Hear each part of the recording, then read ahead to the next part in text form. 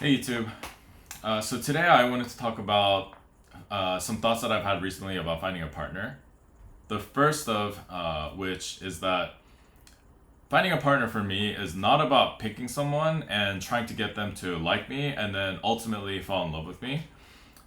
And it might sound obvious, but I actually feel like so many people that I know or just around the world are doing some variation of this, and I think that's the root cause of why there are so many relationships where people end up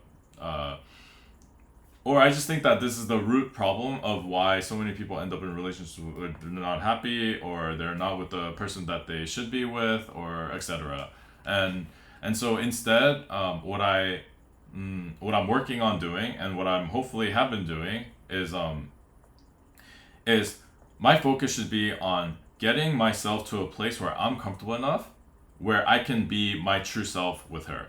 And and at the same time work on giving her the space where she feels safe enough and comfortable enough where she can be her true self to me, right?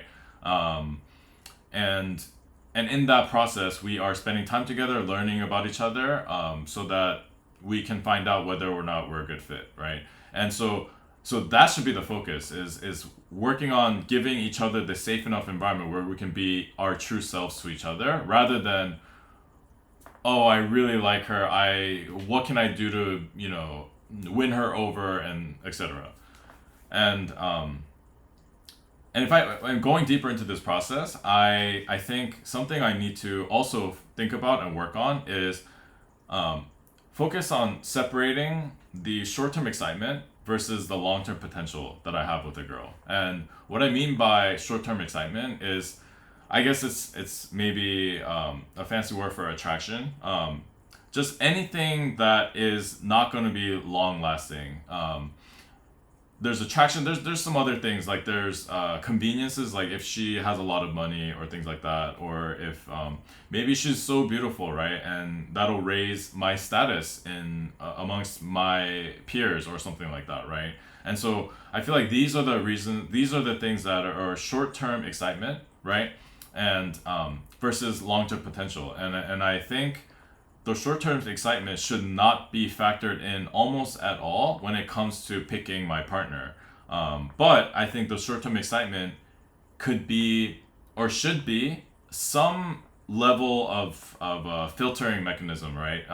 Just because I don't have time to date everybody, right? And so I think the short-term excitement should be the filter, and then the long-term long-term potential should be what actually determines whether or not I end up with the person.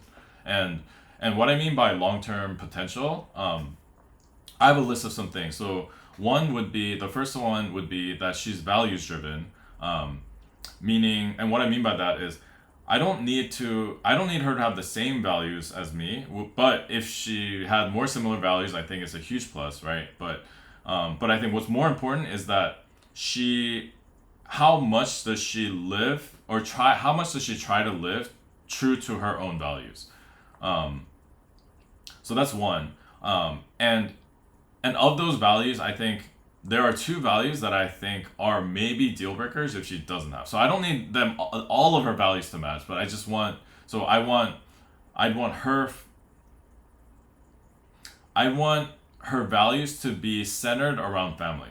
I'm not exactly even sure what this means to me yet, but I just feel like for me, so much of my own values, the root of it feels like it's in my nuclear family, if that makes sense.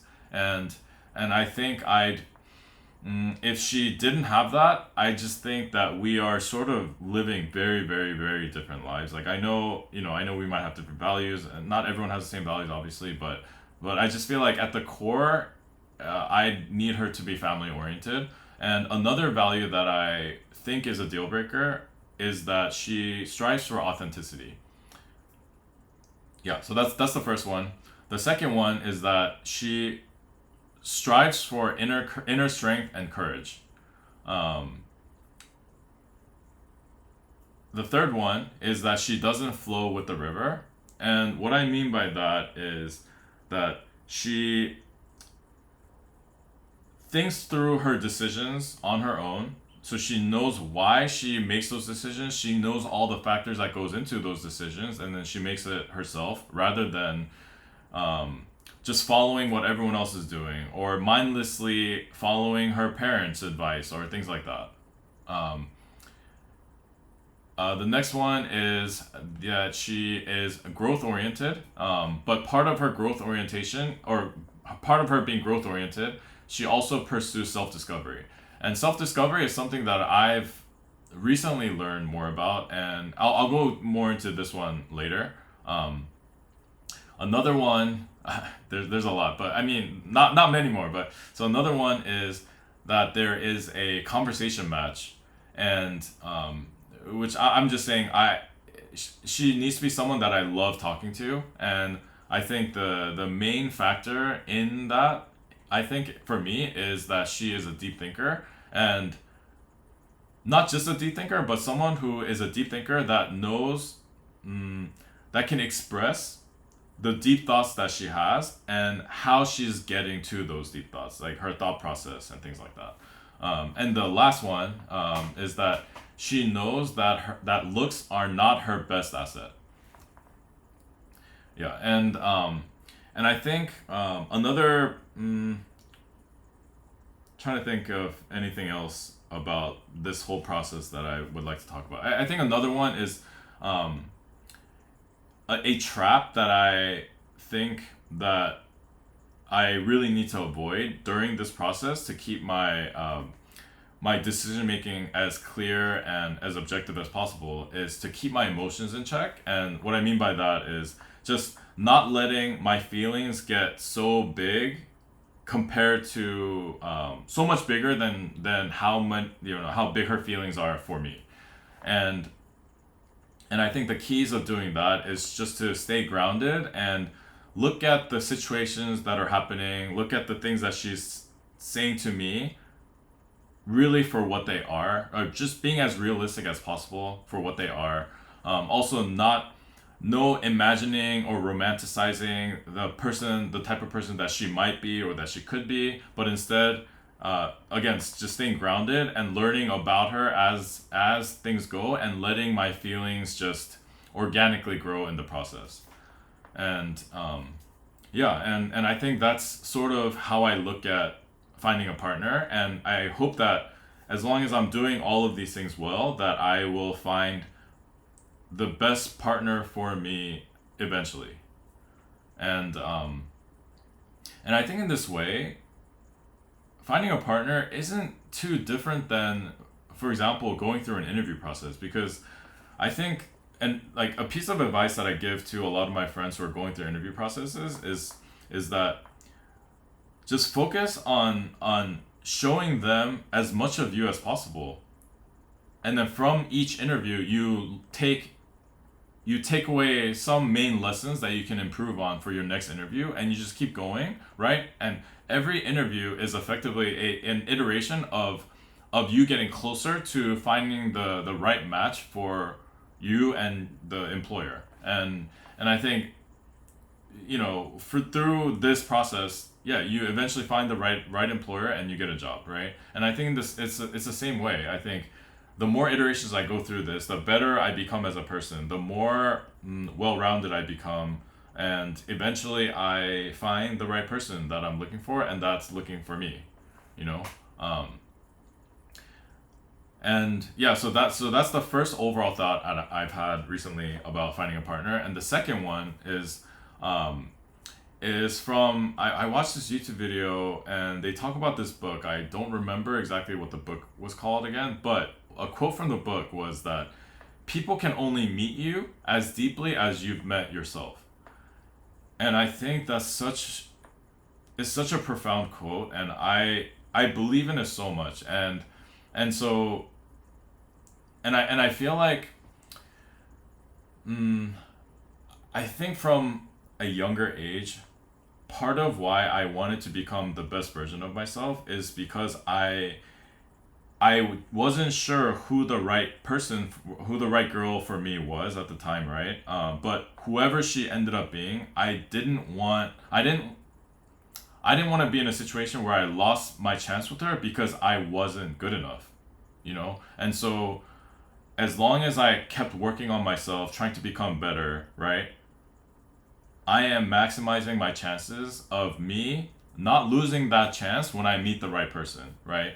And I think this quote actually is such a good example of that, and it illustrates what I guess, like a deep thought I've had even in the past, but maybe extending it from there, which is I realized within the past year or so how important self discovery is in in learning about yourself well enough and finding other people that have done the same, and how meaningful that is in when it comes to deep emotional connection.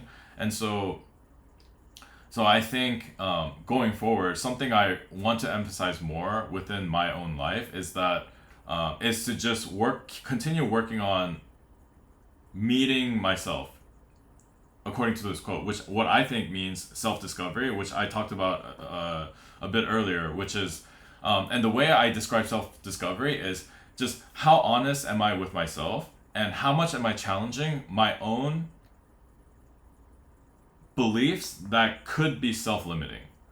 And so the more I do this, I think the more I am expanding my own self, and the more I can meet someone and have a deeper emotional connection with that person.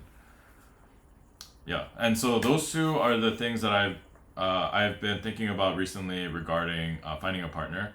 Um, yeah, and so the question that I am going to answer from these cards today is if you had to choose between a happy home life and a mediocre career, or a successful career and a mediocre home life, which would you choose? So this one is actually really easy for me. Okay, so the way I'm interpreting this question is when they say happy home life, I am thinking about it from my own. I'm thinking about it relatively. So I'm thinking about a happy home life, what happy means to me, and a mediocre career, like what mediocre means to me, right? And the same vice versa, right? And so if that's the case, I think it's such an easy decision for me. It's definitely a happy home life and a mediocre career, because I feel like 95% of the reason why I am trying to get a happy career is so that I can have a happy home life. Because I feel like if I am not happy in my career, or if I have a, if I hate my job, I am not going to be able to have. I mean, it might be nearly impossible for me to have the happy home life that I'm hoping for. And so yeah, that was a really easy one for me. Let me see if I have anything to add to that.